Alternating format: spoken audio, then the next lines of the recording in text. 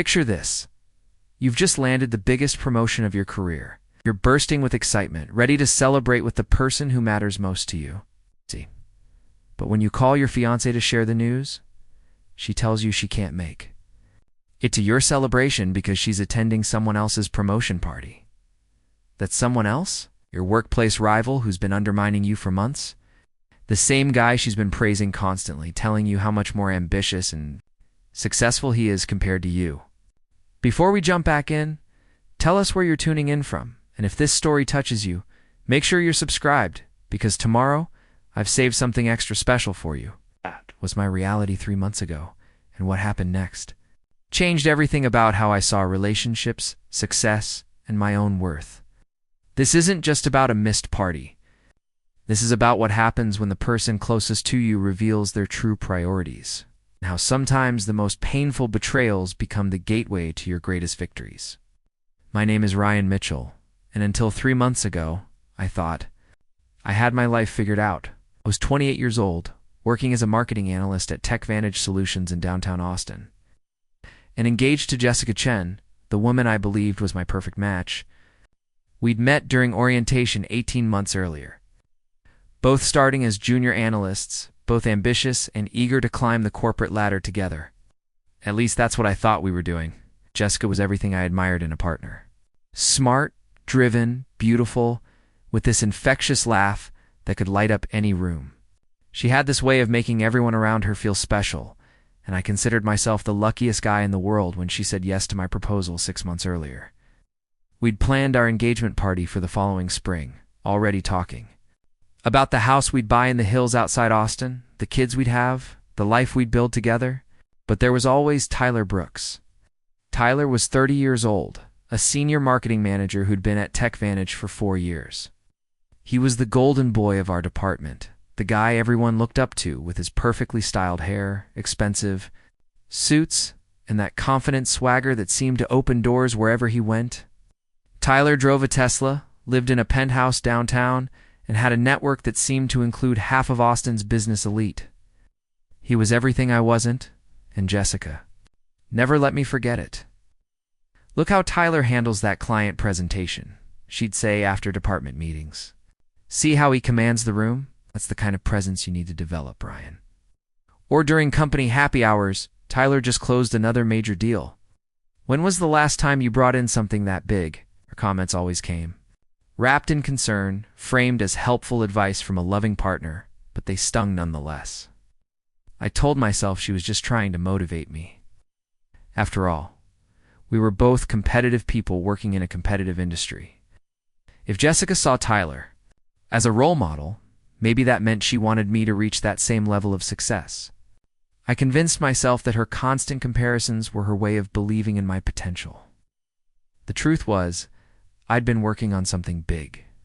For the past 6 months, I'd been developing a comprehensive digital marketing strategy for Meridian Corp, a potential client that could bring in over $2 million in annual revenue for TechVantage. It was the kind of account that could make a career, the kind of project that junior analysts like me rarely got to lead. But Diana Rodriguez, our VP of marketing, had noticed my work on smaller accounts and decided to give me a shot. I'd poured everything into that proposal. 60-hour weeks, countless late nights, weekends spent researching market trends and consumer behavior. Jessica would find me at our kitchen table at midnight, surrounded by spreadsheets and strategy documents, and she'd sigh heavily. "Tyler would have finished this weeks ago," she'd say. "He's so efficient with his time. Maybe you should ask him for advice." But I didn't want Tyler's advice. I wanted to prove myself on my own terms, to show that I could deliver results without riding on someone else's coattails. Marcus Thompson, my best friend who worked in it, kept telling me I was overthinking things. "You're killing it, man," he'd say during our lunch breaks. "This Meridian project is going to put you on the map. Jessica should be supporting you, not comparing you to that pretentious jerk." I always defended Jessica when Marcus criticized her. "She's just trying to help me reach my potential." I'd insist. "She believes in me." Looking back, I realized I was trying to convince myself as much as him. The breakthrough came on a Tuesday morning in late October. Diana called me into her office, her face beaming with the kind of smile that told me everything before she said a word. "Ryan," she said, "Meridian Corp just signed. 3-year contract, $2.4 million annually. It's the biggest client acquisition our department has seen in 5 years." My heart was racing. I'd done it. I'd actually done it. There's more, Diana continued. "The leadership team has been watching this project closely. They're so impressed with your strategic thinking and client management skills that they want to offer you the senior digital marketing strategist position. Comes with a $40,000 salary increase, your own team, and a direct reporting line to me. Congratulations, Ryan. You've earned this." I walked out of that office feeling like I was floating on air, senior digital marketing strategist. At 28 years old, I'd just leapfrogged over several colleagues who'd been at the company longer than me, Tyler included. The irony wasn't lost on me. Jessica had spent months telling me to be more like Tyler, and now I'd just been promoted to a position that made me Tyler's equal, if not his superior in terms of strategic responsibilities. I couldn't wait to tell Jessica. Called her immediately, practically vibrating with excitement as her phone rang. "Babe," I said the moment she answered, "you're not going to believe this. I got the promotion, senior digital marketing strategist. I landed Meridian Corp, and they're making me a team lead." There was a pause. Then Jessica's voice sounding distracted. "That's nice, honey. Listen, I'm actually in the middle of something right now. Can we talk later?" "Nice. That's nice." I just achieved the biggest professional milestone of my life, and the woman I was planning to marry called it nice. "Jessica," I said, trying to keep the hurt out of my voice, "this is huge. Diana wants to announce it to the whole department tomorrow. I thought we could celebrate tonight. It's that new rooftop place, Skyline Austin, has great reviews." "Oh, about tonight?" Jessica said, and I could hear her typing in the background. "I actually can't make it. Tyler just got promoted to regional marketing director, and his whole team is celebrating at Hill Country Reserve. You know that exclusive country club? Amanda and I are going to support him. It's going to be such an incredible networking opportunity." I felt like someone had just punched me in the stomach. "You can't make it to celebrate my promotion because you're going to Tyler's promotion party. Ryan, don't be dramatic. Tyler's promotion is really significant. Regional director is a huge deal, and he's been working toward this for years. Your thing is great too, but Tyler's celebration is more of a career move, you know? Kind of people who'll be there could really help my advancement." "Your thing?" She called the biggest achievement of my professional life your thing. "Jessica," I said, my voice barely steady, "I'm your fiancée. We're supposed to be building a life together. I just got promoted and you want to celebrate with Tyler instead of me." "It's not instead of you," she said, her tone becoming impatient. "It's just that Tyler's event is more important from a networking perspective. We can celebrate your promotion this weekend or something. Maybe we can get dinner at that Italian place you like. The Italian place I like." She was offering to take me to a casual neighborhood restaurant to celebrate my career breakthrough. After attending an exclusive country club event for Tyler, the message was clear. His success mattered more than mine. "Fine," I said, hanging up before she could respond. I sat in my car in the TechVantage parking garage for 20 minutes, staring at my phone. Part of me expected Jessica to call back, to realize how awful she'd sounded, to apologize and rush over to celebrate with me, but my phone stayed silent. That evening, I went to Skyline Austin alone. I sat at the bar, ordered a whiskey, and tried to process what had just happened.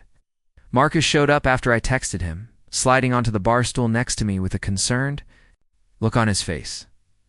"Dude, you should be celebrating," he said. "Why do you look like someone died?" I told him about my conversation with Jessica, about Tyler's promotion, about the country club party. Marcus listened without interrupting, his expression growing darker with each detail. "Man," he said finally, "that's messed up. Your own fiancée should be the first person celebrating your wins, not making excuses to celebrate someone else's." I stared into my drink. Maybe she's right, though. Maybe Tyler's promotion is more significant.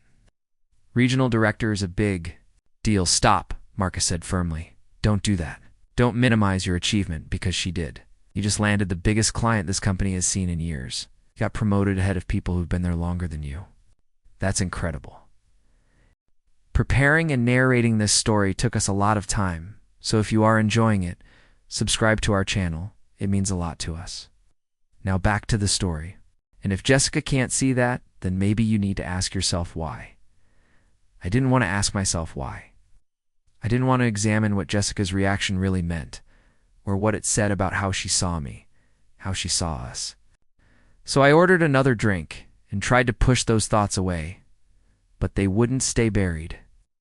Over the next few days, I found myself paying attention to things I'd previously ignored. The way Jessica's eyes lit up when Tyler walked into a room, how she always seemed to know details about his projects, his goals, his social life.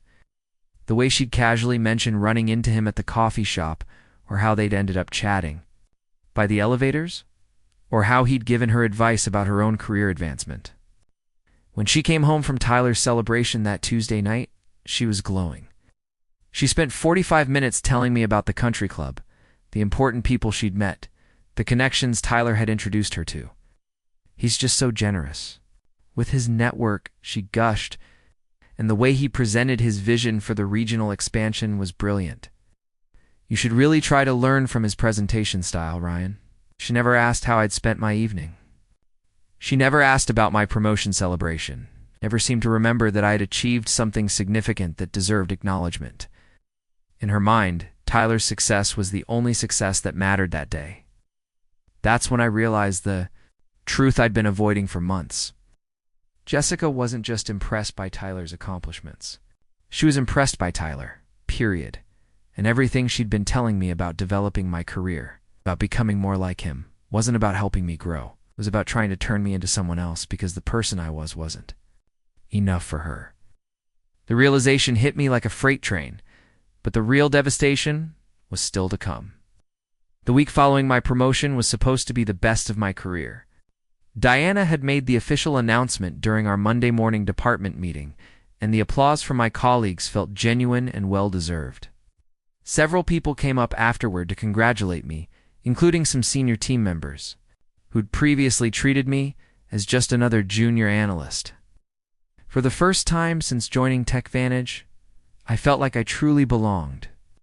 But the satisfaction was hollow because the one person whose approval I craved most continued to act like nothing significant had happened. Jessica went through the motions of congratulating me, giving me a perfunctory kiss on the cheek when I got home that Monday evening. But her enthusiasm was reserved for other topics, like Tyler's new corner office, or the regional expansion, plans he was already implementing, or the leadership conference in Denver he'd been invited to attend. Tyler asked if I wanted to join his strategy team for the Q4 planning sessions. She mentioned casually over dinner Wednesday night. It would mean working closely with the regional directors, getting exposure to executive-level decision-making. This could be exactly the break I need to move up. I looked up from my plate of pasta. Working on Tyler's team, but you're in product marketing? His team handles digital strategy. Cross-departmental collaboration is really valuable, she said, twirling her fork with more focus than necessary. Tyler says I have the analytical mindset for strategic planning. He thinks I'm underutilized in my current role. Tyler says. Tyler thinks. Every conversation we'd had over the past month seemed to include those phrases. I set down my fork and really looked at my fiancée, studying her face as she talked about this man who is becoming increasingly central to her world. What about your current projects? I asked. The Morrison campaign launches next month. You've been leading that for 3 months. Jessica waved her hand dismissively. Amanda can handle the execution. The strategy work Tyler's offering is much more high level. Besides, working with him would give me visibility with people who actually make promotion decisions. People who actually make promotion decisions. The implication was clear. My recent advancement didn't count because it hadn't come from Tyler's circle of influence. I'd been promoted by Diana Rodriguez, a woman who'd built her career through solid results and strategic thinking. But in Jessica's mind, that apparently carried less weight than being mentored by Tyler Brooks. That night, I lay in bed listening to Jessica scroll through her phone beside me, the blue glow illuminating her face as she liked and commented on social media posts. I heard the distinctive sound of LinkedIn notifications pinging repeatedly. When I glanced over, I could see she was engaging with Tyler's posts about leadership principles and market disruption strategies, adding thoughtful comments that would ensure her name appeared in his professional network's feed. The next morning brought a revelation that shattered whatever illusions I still held about Jessica's motivations. I was getting coffee in the break room when I overheard Amanda Foster and two other colleagues from product marketing talking near the window. "I can't believe Jessica is abandoning the Morrison project right before launch," Amanda was saying. 3 months of work, and she's just walking away to chase after Tyler Brooks. "It's so obvious what she's doing," replied Sarah Kim from the design team. "She's been throwing herself at him ever since he got promoted. Did you see her at the company mixer last week? She was practically glued to his side all night." "Poor Ryan," added Tom Chen from analytics. "Everyone can see what's happening except him. Jessica's been using his promotion as an excuse to spend more time around Tyler. Oh, I need to understand senior-level strategy to support my fiancée's new role. Please, she's hunting for an upgrade." I stood frozen behind the coffee machine, my mug halfway to my lips. Hunting for an upgrade. Phrase hit me like ice water, but it also brought a strange clarity. All those months of criticism disguised as helpful advice. Oh, those comparisons between me and Tyler, all the ways Jessica had made me feel inadequate. It hadn't been about pushing me to improve. It had been about justifying her growing attraction to someone she saw as a better option. That afternoon, Diana called me into her office for what she described as a strategic planning session. She wanted to discuss my vision for the senior strategist role and how I plan to build my team. But as we talked through organizational charts and reporting structures, she brought up something that made my stomach drop. "I need to mention something that's been brought to my attention," Diana said, her tone becoming more serious. "There's been some concern about potential conflicts of interest regarding the Tyler Brooks situation." I felt my face flush. "What do you mean?" "Ryan, I'm going to be direct with you because I respect your work and your professionalism. Multiple people have noticed that Jessica has been positioning herself very closely to Tyler's projects and initiatives. Given your new role and the fact that you'll be collaborating with Tyler's team on several major accounts, we need to ensure there are clear boundaries." The room felt like it was spinning. "Diana, I can assure you that Jessica and I maintain complete professionalism at work." "I believe you do," she said gently, "but I'm not sure Jessica does." Yesterday, she approached Kevin Walsh about transferring to Tyler's regional strategy team. When Kevin mentioned that such a move would require approval from multiple department heads, including you in your new capacity, Jessica suggested that you would obviously support whatever was best for her career advancement. I stared at Diana, processing what she'd just told me. Jessica had been making moves behind my back, using our relationship as leverage, assuming I would automatically approve whatever she wanted, regardless of how it might look professionally. "There's more," Diana continued. "Tyler has been asking questions about your Meridian Corp strategy, claiming he wants to understand our approach for potential regional expansion. The questions he's asking are very specific details that would only be known by someone with direct access to your project files. The implication hung in the air between us. Jessica had access to my laptop, my work files, my project notes. We shared everything because we were engaged, because I trusted her completely. The thought that she might be sharing strategic information with Tyler felt like a knife twisting in my chest. "What are you suggesting I do?" I asked quietly. "I am suggesting you protect yourself," Diana said firmly. "And change your passwords. Limit access to sensitive information. Consider whether Jessica's current trajectory is compatible with your professional integrity." That evening, I sat in my car outside our apartment building for 30 minutes before going inside. I needed time to think, to process what I'd learned, to figure out what I was going to do with this information. When I finally walked through our front door, I found Jessica on the couch with her laptop, video chatting with someone I couldn't see.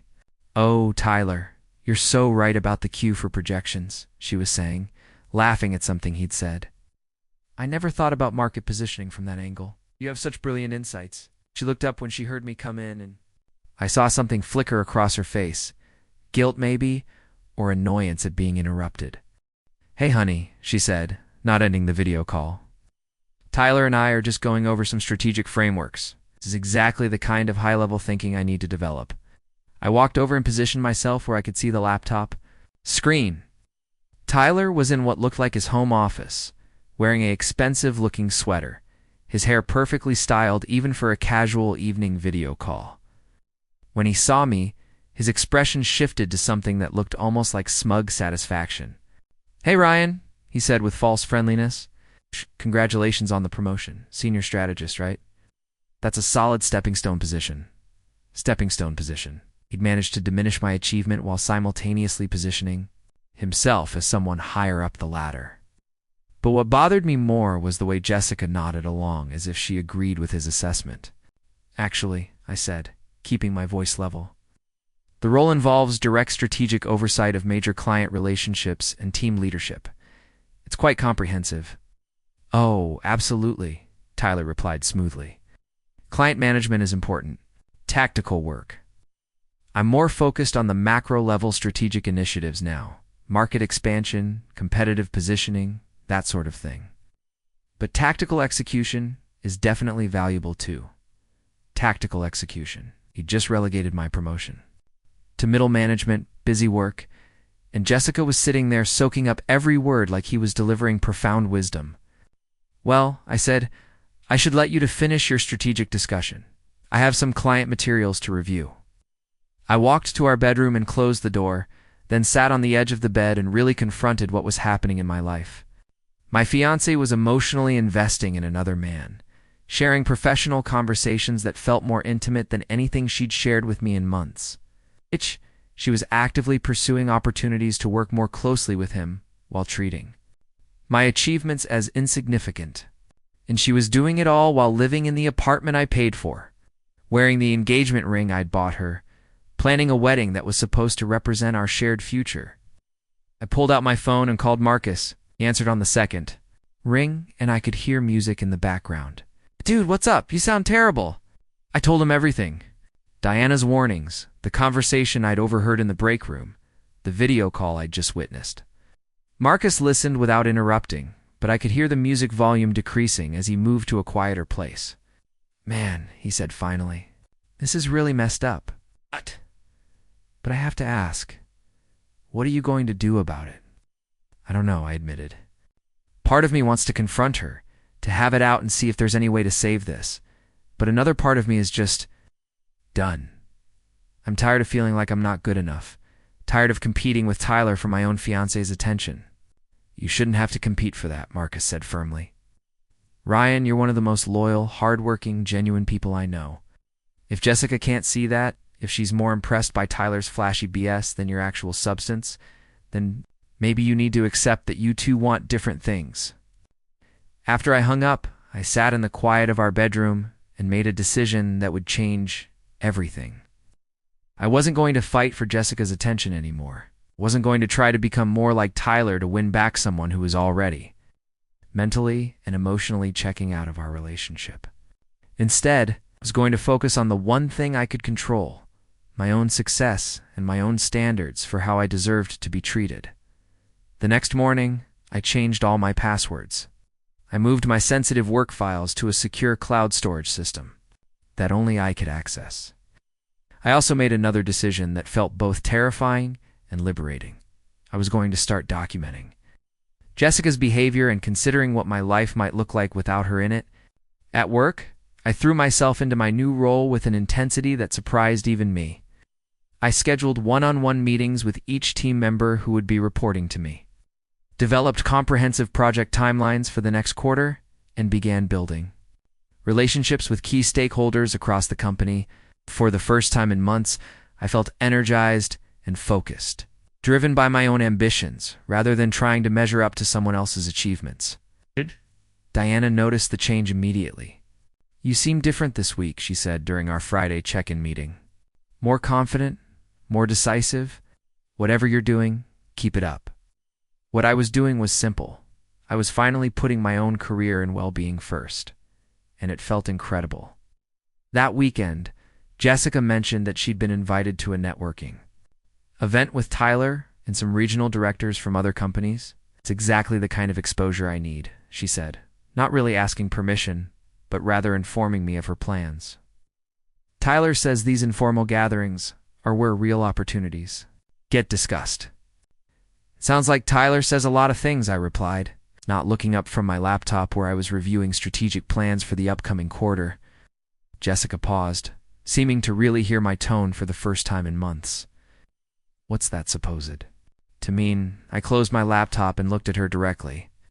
It means Tyler has become the most important voice in your career decisions, your social plans, and apparently your assessment of what constitutes valuable professional development. I'm just wondering when you started valuing his opinions more than your own judgment. She stared at me, clearly taken aback by my directness. That's not fair, Ryan. Tyler is a successful leader with experience I can learn from. I'm trying. To advance my career, just like you did with your promotion? The difference, I said calmly, is that I didn't abandon my current responsibilities or ignore my partner's achievements while pursuing advancement. I also didn't need to constantly compare you unfavorably to other people in order to justify my ambitions. Jessica's face flushed. I have never compared you unfavorably to anyone. I almost laughed at the absurdity of that statement, but instead I just shook my head. Forget it. Go to your networking event. I have work to catch up on. As she gathered her things and left for what she claimed was a professional development opportunity, I realized something had fundamentally shifted in how I saw our relationship. I was no longer willing to accept being treated as a consolation prize while she pursued what she really wanted. I was no longer interested in competing for basic respect and consideration from someone who was supposed to be my partner. I was done being the backup plan, and that recognition was about to change everything. The following Monday morning marked the beginning of what I would later recognize as the most transformative month of my professional life. I walked into TechVantage with a clarity of purpose I'd never experienced before. No longer distracted by Jessica's constant critiques or Tyler's subtle undermining, my focus was laser sharp. Excel in my new role, build my team, demonstrate exactly why Diana had chosen me for this position. My first order of business was assembling my senior strategist team. Diana had given me the authority to recruit from within the company and make one external hire. Instead of playing it safe with familiar faces, I decided to pursue the best talent available, regardless of departmental politics or existing relationships. I reached out to Maria Santos from Business Development, a brilliant analyst who'd been overlooked for promotions because she didn't fit the typical TechVantage mold. I also contacted David Park from Competitive Intelligence, whose insights had been instrumental in several major client wins, but who'd been stuck in a research role without advancement opportunities. The external hire was my boldest move. Through LinkedIn, I'd connected with Alina Kozlov, a former McKinsey consultant who'd been freelancing for tech companies across Texas. Her strategic frameworks and data analysis capabilities were exactly what I needed to elevate our client proposals to the next level. When I interviewed her over coffee at Grind Coffee Co., her first question surprised me. I've researched TechVantage extensively, she said, stirring her carta thoughtfully. Your company has solid fundamentals, but has been playing it safe strategically. What makes you think leadership will support the kind of innovative approaches I'm known for? I leaned forward, energized by her directness, because I'm not asking leadership to support innovation in theory. I'm going to deliver results that make innovation impossible to ignore. My team is going to become the profit center that drives this company's growth for the next 5 years. Alina smiled for the first time during our conversation. Now that's the kind of ambition I can work with. When do I start? While I was building my dream team, Jessica's pursuit of Tyler was becoming increasingly obvious to everyone in the office. She'd managed to secure a temporary assignment on his regional strategy project, which meant she spent most of her day on the executive floor where Tyler's new office was located. The few times I saw her in the elevator or break room, she was either coming from meetings with Tyler's team or heading to them, always carrying a leather portfolio that she'd recently purchased to look more professional. The irony wasn't lost on me. Jessica was working harder to impress Tyler than she'd ever worked to support my career. She'd bought new professional clothes, started attending industry networking events she'd previously dismissed as boring, and even signed up for an executive leadership seminar that cost $1,200. All investments she'd never considered making when we were building our careers together. But I wasn't dwelling on Jessica's choices anymore. I was too busy exceeding every expectation Diana and the executive team had set for my role. Within 3 weeks, my team had redesigned the client onboarding process, reducing the timeline from 6 weeks to 3, while improving client satisfaction scores by 37%. We'd also identified 12 existing clients with expansion opportunities, worth over $8 million in potential additional revenue. Diana called me into her office on a Wednesday afternoon, her expression unreadable as she gestured for me to sit down. "Ryan, I need to discuss something sensitive with you," she began, and my stomach tightened. "It's about Jessica's performance. On the regional strategy project," I kept my face neutral, though inside I was bracing for whatever she was about to tell me. "What's the issue?" "Tyler came to me this morning with concerns about her contributions to the project. Apparently, she's been struggling with the strategic frameworks they're using, and her analysis has been what he called superficial. He's asked to have her reassigned back to product marketing." The news should have upset me, but instead I felt a strange sense of vindication. Jessica had been so certain that Tyler's world represented a higher level of sophistication than what she was used to. But when actually tested at that level, she couldn't deliver. "He also mentioned something else," Diana continued, watching my reaction carefully. "Jessica apparently suggested that Tyler should consider recruiting you for his regional team, claiming that your analytical skills would be perfect for their strategic planning needs." I stared at Diana, processing what she'd just said. Even when Jessica was failing in Tyler's environment, she was still trying to position me as someone who should be working for him rather than building my own successful team. "What did Tyler say to that suggestion?" I asked. Diana's expression hardened slightly. "He said he'd consider it if you were interested in stepping down from your current role to join his team as a senior analyst." Senior analyst. A step backward. From my current position? Tyler wasn't offering me an opportunity. He was offering me a demotion disguised as collaboration. And Jessica thought this was something I should consider.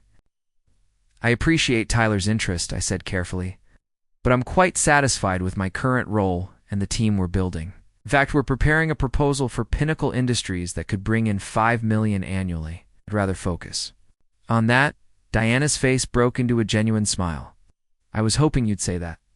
The Pinnacle opportunity is exactly the kind of strategic thinking we need more of around here. How's your team progressing on the analysis?" "We'll have the preliminary assessment ready by Friday. Elena's competitive analysis is particularly strong, and Maria's identified some market gaps that Pinnacle hasn't even realized they have yet." That evening, I worked late at the office, reviewing Elena's research and preparing talking points. For our client presentation, around 9 o'clock, Jessica appeared at my desk, looking frustrated and tired. "Can we talk?" she asked, pulling up a chair without waiting for my answer. "Sure. How was the regional strategy project today?" Her face flushed slightly. "That's actually what I wanted to discuss. Tyler thinks it might be better if I transition back to my original role. Says the regional work requires a different skill set than what I bring to the table."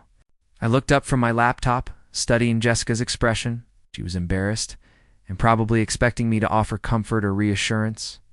6 months ago, I would have immediately launched into supportive platitudes about how Tyler didn't recognize her talents, how she was better off away from his demanding environment. Instead, I just nodded. "That makes sense. Regional strategy is pretty specialized work. Product marketing is more aligned with your experience anyway." Jessica blinked, clearly taken aback by my matter-of-fact response. "Ryan, aren't you going to say anything else?" "What would you like me to say?" "I don't know. Maybe ask how I'm feeling about it. Or tell me you think Tyler's wrong." Closed my laptop and gave Jessica my full attention. "How are you feeling about it?" "Disappointed," she admitted. "I really thought I could handle that level of strategic work. I've been trying so hard to prove myself, but Tyler's standards are incredibly high. The frameworks they use are more complex than anything I've worked with before." "Or the work itself?" Jessica paused, seeming to consider the question for the first time. "I guess, the work itself. Tyler actually gave me a lot of opportunities to contribute. He included me in client calls, let me present analysis too. The regional directors even asked for my input on market positioning strategies. But I kept feeling like I was in over my head." This was the most honest conversation Jessica and I had had in months. I found myself responding with genuine curiosity, rather than the defensive resentment I'd been carrying. What specifically felt overwhelming? I asked. The data analysis required for strategic recommendations is so much more comprehensive than what I'm used to in product marketing. They needed market research that went 12 levels deep, competitive analysis that included companies I'd never even heard of, consumer behavior studies that spanned multiple demographics. I kept producing work that felt adequate to me, but when Tyler reviewed it, he'd point out gaps and assumptions I hadn't even considered. I nodded thoughtfully. That sounds like the difference between tactical marketing and strategic consulting. Different skill sets? Like Tyler said. You don't seem surprised, Jessica observed, studying my face. I'm not really. Strategic. Consulting requires a specific type of analytical thinking. It's not better or worse than product marketing, just different. Jessica was quiet for a long moment, then asked, "Do you think I made a mistake trying to move into strategic work?" It was a loaded question. 6 months ago, Jessica would never have asked for my opinion about her career decisions. She'd been too busy telling me what I should do differently, too focused on Tyler's advice to value my perspective. Now, sitting in my office after being reassigned from Tyler's team, she was finally asking what I thought. "Really," I said carefully, "that you spent so much time focused on Tyler's career path that you forgot to consider whether it was actually the right path for you." Strategic consulting suits people who enjoy deep analysis and complex problem solving. You've always been more energized by creative campaigns and consumer engagement. Tyler said I should develop those analytical skills if I want to advance, Jessica said defensively. Tyler's advancement came through analytical work, so naturally he sees that as the path to success. But Diana Rodriguez built her career through creative strategy and client relationship management. There are multiple ways to reach executive leadership. Jessica looked genuinely surprised by this observation. I never thought about it that way. That's when I realized the deeper issue. Jessica hadn't been pursuing strategic work because she was passionate about it or naturally suited for it. She'd been pursuing it because Tyler made it look glamorous. She'd become so focused on impressing him that she'd lost sight of her own strengths and interests. "Jessica," I said gently, "why did you want to work on Tyler's team?" Quiet for a long time, staring at her hands. When she finally looked up, her eyes were watery, because I thought it would make me more impressive. "To the leadership team, to you, to myself. Tyler always seems so confident and successful, and I thought if I could work at his level, I'd feel that confident too." It was the most vulnerable thing Jessica had said to me in months, and I felt a flicker of the affection that had drawn me to her originally. But I also recognized something else. Jessica's attraction to Tyler hadn't been about romance, as I'd feared. It had been about insecurity and a desire to feel more accomplished than she believed she was. "You don't need Tyler's career path to be impressive," I said. "You're already impressive." The Morrison campaign you led generated more qualified leads than any product marketing initiative this company has ever run. It's not a small accomplishment. Jessica's eyes filled with tears. But Tyler said product marketing was more tactical than strategic. Tyler's wrong about that. Product marketing requires strategic thinking about consumer behavior, market positioning, and competitive differentiation. It's just a different type of strategy than what his regional team does. We sat in silence for a few minutes, Jessica processing what I'd said while I contemplated how much our dynamic had shifted. For months, she'd been looking to Tyler for validation and career guidance. Now, after being reassigned from his team, she was turning to me for perspective and reassurance. But something had changed in me during those months of being compared unfavorably to Tyler, of having my achievements minimized, of watching Jessica invest her emotional energy in impressing another man. I could offer her honest feedback about her career, but I was no longer willing to be the person she turned to for validation only after her first choice had disappointed her. "I should get back to work," I said, reopening my laptop. "The pinnacle. Presentation is tomorrow, and I want to review Elena's competitive analysis one more time." "Pinnacle Industries?" Jessica asked. "That's a huge potential client. Could be our biggest win this year if the presentation goes well," I replied, focusing on my screen rather than continuing the conversation. Jessica lingered for a moment. seeming to want to say something else, but eventually gathered her things and left. I watched her walk toward the elevators and realized I felt something I hadn't experienced in months. Complete focus on my own priorities rather than anxiety about our relationship. The next day, my team's presentation to Pinnacle Industries exceeded every expectation. Elena's market analysis was flawless. Maria's growth projections were compelling. And David's competitive intelligence provided insights that visibly impressed the client's executive team. When we walked out of that conference room, I knew we'd won the account before they officially confirmed it. Diana was waiting in my office when I returned, her face beaming with pride. "Ryan, I just got off the phone with Pinnacle's CEO.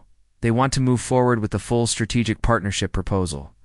This is a career-defining win for you and your team, career-defining." As Diana outlined the recognition and additional responsibilities that would come with landing such a major client, I realized I'd finally achieved something that was undeniably mine. No one could minimize this success or suggest it was just a stepping stone. I'd built a team, developed a strategy, and delivered results that would reshape how TechVantage competed in the marketplace. That evening, as I celebrated with my team, at an upscale restaurant downtown, I felt genuinely happy for the first time in months. Not because I'd proven anything to Jessica or Tyler, but because I'd proven something to myself. I was capable of exceptional work when I stopped seeking external validation and started trusting my own judgment. The celebration was interrupted by a text message from Jessica asking if we could talk when I got home. Well, for the first time since our relationship began, her request felt like someone else's priority rather than my own urgent concern. I was exactly where I wanted to be, with people who respected my contributions, celebrating a success I'd earned through my own efforts. I texted back that I'd be home late and turned my attention back to the conversation with Elena about potential expansion opportunities with Pinnacle. There would be time to deal with Jessica's need to process her reassignment from Tyler's team, but tonight belonged to my team and our achievement. The success with Pinnacle Industries created a ripple effect throughout TechVantage that I hadn't anticipated. Within 2 weeks, 3 other major clients had requested meetings to discuss strategic partnerships. And Diana informed me that the executive team was considering creating an entire strategic consulting division with me as the director. My professional life was accelerating at a pace that left me energized and focused in ways I'd never experienced before. But the personal side of my life was becoming increasingly complicated. Jessica had been trying to initiate serious conversations about our relationship ever since her reassignment from Tyler's team, and I'd been deflecting them by focusing on work demands. I wasn't ready to confront what had shifted between us, partly because I wasn't sure I wanted to hear what she might say, and partly because I was discovering how much I enjoyed not having to constantly manage her disappointment in my achievements. The conversation I'd been avoiding finally happened on a Thursday evening when Jessica was waiting in my office as I finished reviewing quarterly projections. She'd clearly been there for a while, sitting in the chair across from my desk with a determined expression that told me this wasn't going to be another casual check-in about our dinner plans. "Ryan, we need to talk," she said as I closed my laptop and gave her my attention. "Really talk, not just exchange updates about our work schedules." I leaned back in my chair, studying her face. Jessica looked tired in a way that went beyond physical exhaustion. There was something defeated about her posture, a vulnerability I hadn't seen since the early days of our relationship, when she was still uncertain about her place at TechVantage. "What's on your mind?" I asked, keeping my tone neutral. "I think I've made some terrible mistakes," she began, her voice quieter than usual. "With Tyler's team, with my career decisions, with how I've been treating you." I waited for her to continue, not offering the immediate reassurance she seemed to be hoping for. "Working on that regional strategy project showed me things about myself that I didn't want to see," Jessica continued. "I realized I'd been so focused on trying to impress Tyler that I completely lost sight of what actually interested me professionally. And I realized that somewhere along the way, I started taking your support for granted while chasing approval from someone who didn't even know me well enough to give meaningful career advice." Her honesty was disarming, but I found myself listening with emotional distance rather than the immediate empathy I would have felt months earlier. Too much had shifted in my perspective for me to simply accept her apology and move forward as if nothing had changed? What specifically made you realize that? I asked. Jessica took a deep breath. Last week, Tyler pulled me aside to discuss why the reassignment was necessary. He was actually very professional about it. Explained that strategic consulting requires specific analytical frameworks that take years to develop, and that my skills were much better suited for client-facing creative work. But then he said something that really hit me. She paused, seeming to gather courage for whatever she was about to reveal. He said he'd noticed that I seemed to be pursuing strategic work to impress someone rather than because I was genuinely interested in it. He asked if I was trying to prove something to you, and when I said yes, he told me that was the wrong motivation for career advancement. I felt a flicker of surprise. Tyler had demonstrated more insight into Jessica's psychology than I'd expected from someone I'd written off as superficially ambitious. Tyler also said something else, Jessica continued, her cheeks flushing slightly. He said that, from what he'd observed, you were already building an impressive career on your own terms, and that any partner worth having would be supporting that rather than trying to compete with it. The irony was almost overwhelming. Tyler, the man I'd seen as a threat to my relationship, had essentially told Jessica that she was undermining her own partnership by not appreciating what I was accomplishing. He was right, Jessica said, her eyes filling with tears. I've been so focused on trying to achieve something that would make me feel worthy of being with someone successful that I completely missed the fact that you were becoming successful in your own way. And instead of celebrating that with you, I was making you feel like it wasn't enough. I sat quietly for a moment, processing not just what Jessica was saying, but how I felt hearing it. 6 months ago, this conversation would have felt like a victory, validation that my achievements were worthy of recognition. Proof that Jessica could see my value if she just paid attention. Now it felt like too little too late. I appreciate you telling me this, I said carefully.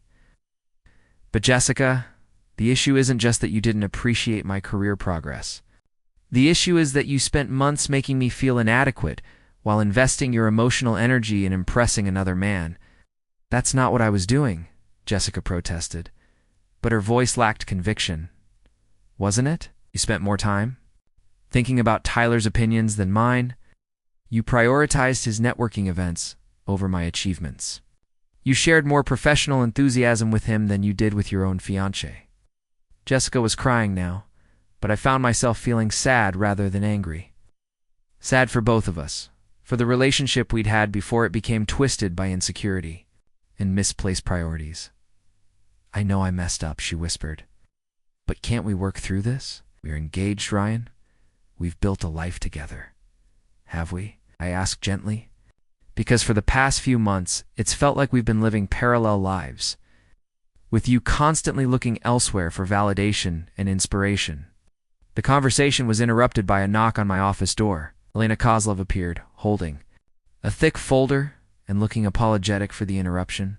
Sorry to bother you, Ryan, but I have the Henderson Industries analysis ready for tomorrow's presentation. Should I leave it on your desk? Actually, come in, I said, welcoming the interruption. Elena, I'd like you to meet Jessica. Jessica. This is Elena Kozlov, the strategic consultant I hired for our team. Elena stepped forward with a professional smile, extending her hand to Jessica. I couldn't help but notice the contrast between them. Jessica looked emotionally drained and uncertain, while Elena radiated the kind of confident competence that came from knowing exactly what she was good at and pursuing it without apology. I've heard wonderful things about the product marketing work you do, Elena said warmly. Ryan mentioned that your Morrison campaign generated exceptional lead quality metrics. Jessica looked surprised that I'd spoken positively about her work to my new team member. Thank you. I heard your Pinnacle analysis was brilliant. Strategic consulting must be incredibly challenging work. It's demanding, but I love the complexity, Elena replied. Every client presents a completely different puzzle to solve. Though I imagine creative campaign development has its own intellectual challenges, as I watched them interact, I realized something significant. Elena's confidence wasn't performative or competitive. She wasn't trying to establish dominance or prove her superiority. She was simply comfortable with her own capabilities and generous in recognizing others' strengths. It was the kind of professional maturity I'd been craving in my personal relationships, without even realizing it. "Should let you to finish your conversation," Alina said, placing the Henderson folder on my desk. "But Ryan, excellent work on the client strategy framework. It's exactly the kind of innovative approach that's going to set us apart in the marketplace." After Alina left, Jessica and I sat in silence for several minutes.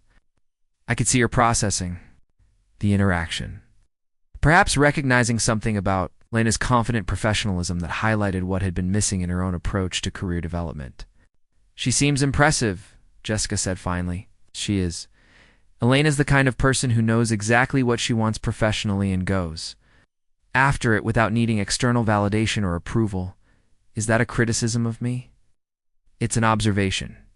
About what I've learned to value in professional relationships," I replied honestly. "Working with people who are secure in their own abilities and supportive of others' success has been incredibly fulfilling." Jessica absorbed this, then asked, quietly, "Do you think we can get back to that kind of supportiveness with each other?" It was a fair question, and one I'd been asking myself as well. "I think we have different answers to that question," I said. "I think you want to go back to how things were before Tyler's promotion created complications between us, but I don't. Want to go back to that dynamic?" "What do you mean?" "I mean that even before Tyler became a factor, our relationship had fallen into a pattern where I was constantly seeking your approval for my career choices, and you were constantly suggesting ways I could be more successful. That dynamic wasn't healthy for either of us." Jessica looked stricken. "But that was just me trying to support your ambitions." "No, it was you trying to shape my ambitions to match what you thought success should look like. There's a difference." The realization seemed to hit her with visible force. She sat back in her chair, staring at me with an expression I couldn't quite read. "So what are you saying? That you don't want to work on our relationship?" "I'm saying that I don't want to work on returning to a relationship dynamic that wasn't serving either of us well. If we're going to build something together, it needs to be based on genuine mutual respect and support. It's not on me trying to live up to your vision of who I should become." Over the next several weeks, Jessica and I had multiple conversations about what a healthier relationship between us might look like. Some of those conversations were productive, with both of us acknowledging patterns we wanted to change and commitments we were willing to make. But other conversations revealed fundamental differences in how we viewed partnership, success, and personal growth. During this period of relationship uncertainty, I found myself spending more time with my team after work, grabbing dinner with Maria to discuss client strategy, or having coffee with David to explore market research techniques. These professional relationships were energizing in ways that reminded me what collaboration could feel like when it was based on shared goals rather than personal insecurities. Alina and I had begun working closely on a complex analysis for a potential client in the healthcare technology sector. The project required synthesizing market data, competitive intelligence, and consumer behavior research into strategic recommendations that could reshape how the client approached their entire business model. The intellectual challenge was exactly what I'd been craving professionally, and Elena's analytical capabilities pushed me to develop frameworks I wouldn't have considered on my own. One evening, we were working late in the conference room, surrounded by whiteboards covered in market diagrams and strategic models, when Alina made an observation that caught me off guard. "You know, Ryan, you've changed quite a bit since I started working here," she said, looking up from the laptop where she'd been running data analyses. "What do you mean?"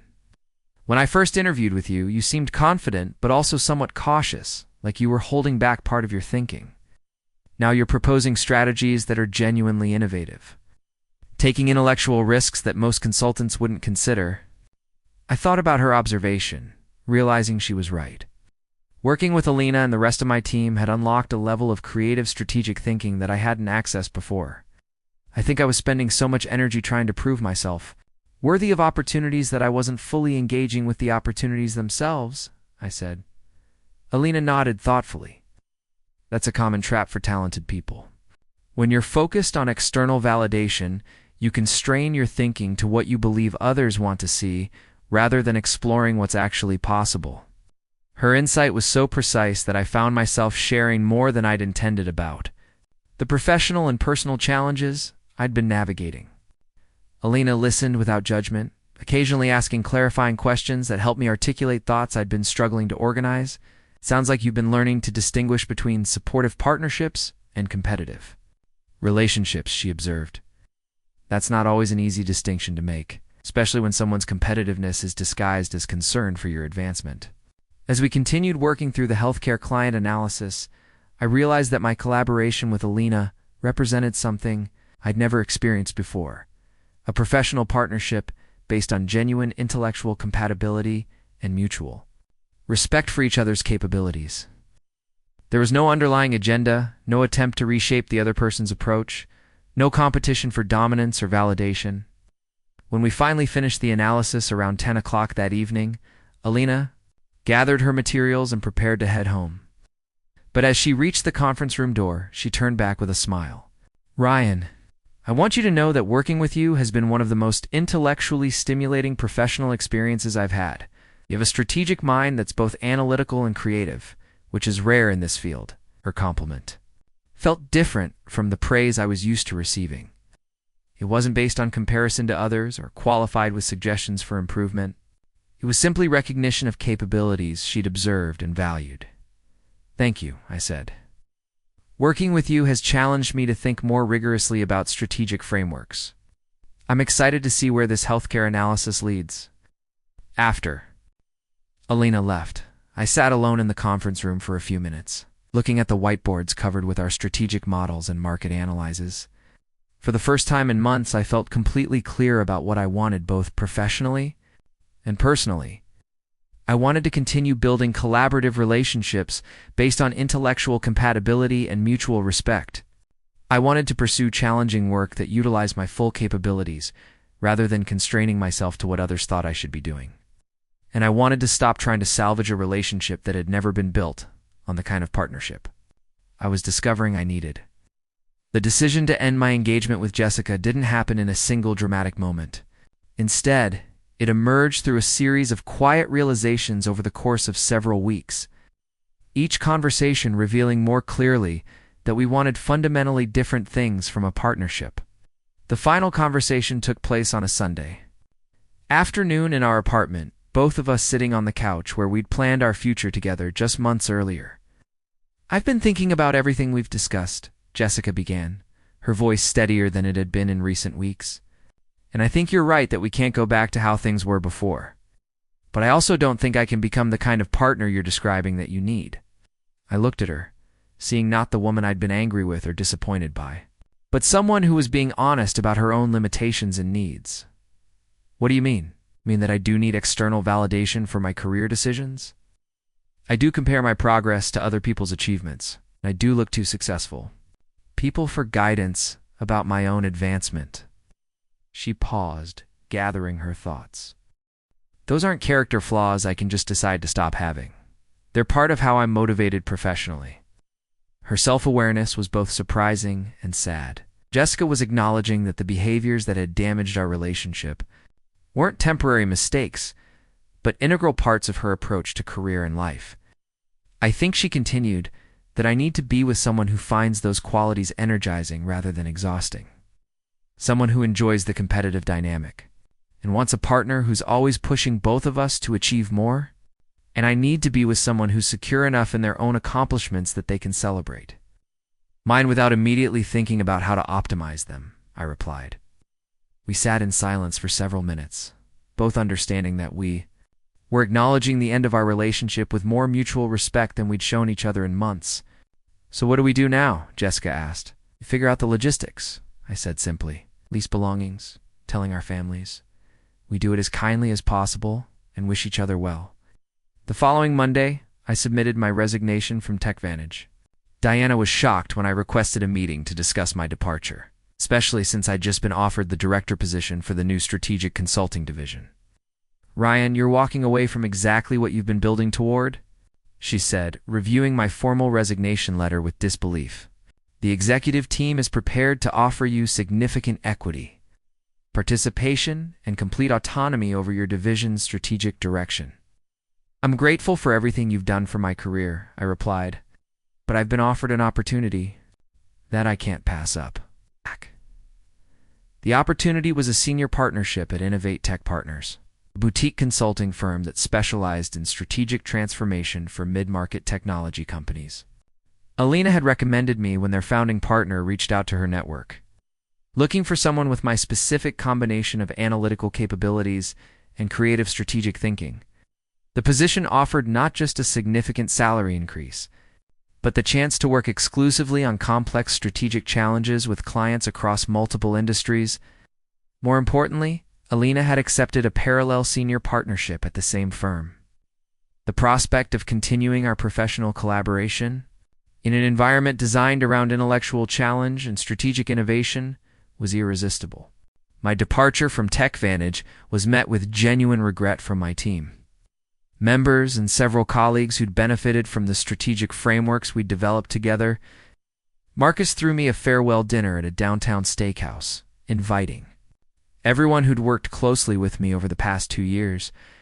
To Ryan, he said, raising his glass during the toast, who taught us that sometimes the best way to advance your career is to stop trying to impress people and start focusing on delivering exceptional work. Tyler Brooks also attended the dinner, which surprised me. During the cocktail hour, he approached me with what seemed like genuine respect. I wanted to apologize for some of the competitive dynamics between us, he said. I realized after working with Jessica that I'd been viewing our professional relationship through the wrong lens. You were never trying to compete with me, and I was treating interactions like a zero-sum game. His apology was unexpected, and I found myself responding with honesty rather than the polite deflection I might have offered months earlier. Appreciate that, Tyler. I think we both got caught up in workplace dynamics that weren't serving anyone well. For what it's worth, he added, the strategic consulting work you've been doing is exactly what this company needs more of. I hope Innovate Tech appreciates what they're getting. 6 months later, I was sitting in the conference room at Innovate Tech Partners, reviewing quarterly performance metrics with our founding partners. The firm had grown by 30% since Alina and I had joined, largely due to 3 major client wins that our combined strategic frameworks had made possible. The work was intellectually demanding in ways that energized rather than exhausted me, and the collaborative environment had pushed my analytical thinking to levels I hadn't known I was capable of reaching. Alina knocked on the conference room door, carrying 2 cups of coffee and wearing the satisfied expression that meant she'd just solved a particularly complex strategic puzzle. The Meridian expansion analysis is finished, she announced, setting 1 coffee cup in front of me. Their market entry strategy was even more flawed than we initially suspected, but I think we've developed a framework that could turn their Southeast expansion into a significant competitive advantage. As she outlined her findings, I found myself thinking about how different professional collaboration felt when it was based on intellectual compatibility rather than personal insecurity. Alina challenged my thinking without undermining my confidence, offered alternative perspectives without dismissing my analysis, and brought out strategic capabilities in me that I'd never accessed when I was focused on seeking approval rather than solving problems. There's something else, Alina said, after we'd finished reviewing her market analysis. I got a call from Jessica Chen last week. Apparently she's been promoted to Senior Product Marketing Manager at TechVantage and wanted to discuss potentially collaborating on a client project. I felt a flicker of genuine happiness for Jessica's advancement. Senior Product Marketing Manager was exactly the kind of role that utilized her strengths without requiring the strategic consulting skills that had frustrated her on Tyler's team. What did you tell her? That any collaboration decisions would need to go through both partners, but that we're always open to working with talented marketing professionals when there's a good strategic fit. Alina's response was perfectly professional and appropriately collaborative, without any of the personal complications that might have made the situation awkward. It occurred to me that this was what mature professional relationships looked like. Focused on capabilities and project requirements rather than personal history or emotional dynamics. How do you feel about potentially working with her? Alina asked, studying my expression with the analytical attention she brought to client challenges. Completely fine, I realized as I said it. Jessica's excellent at product marketing, and if there's a project where her skills align with our strategic needs, that's a business decision worth considering. The conversation was interrupted by my phone buzzing with a text message from Marcus asking if I wanted to grab dinner later. In the week, he'd been promoted to IT director at TechVantage and was engaged to Sarah Kim from the design team, someone whose creative capabilities complemented his technical expertise in ways that seemed genuinely supportive and energizing for both of them. As I confirmed dinner plans with Marcus, I reflected on how much my understanding of professional and personal success had evolved over the past year. The promotion that had initially felt like validation of my worth had actually been the beginning of learning what I truly valued: intellectual challenge, collaborative partnership, and the freedom to pursue excellence without constantly seeking external approval. Alina was reviewing strategic models on her laptop, occasionally making notes or adjusting analytical frameworks with the focused concentration that had first impressed me during our initial collaboration. Watching her work reminded me that the most fulfilling partnerships, whether professional or personal, were built around shared capabilities and compatible approaches to growth rather than attempts to fix or improve each other. My phone buzzed with another message, this one from Diana Rodriguez, congratulating me on a strategic consulting award that Innovatech Partners had received for our work with healthcare technology clients. The recognition was gratifying, but what struck me most was that it felt like natural acknowledgement of work I was genuinely passionate about rather than validation I'd been desperately seeking. "Ready to tackle the Morrison Industries challenge?" Lena asked, closing her laptop and gathering the materials for our next client presentation. "Absolutely," I replied, realizing that the question could apply to much more than our afternoon client meeting.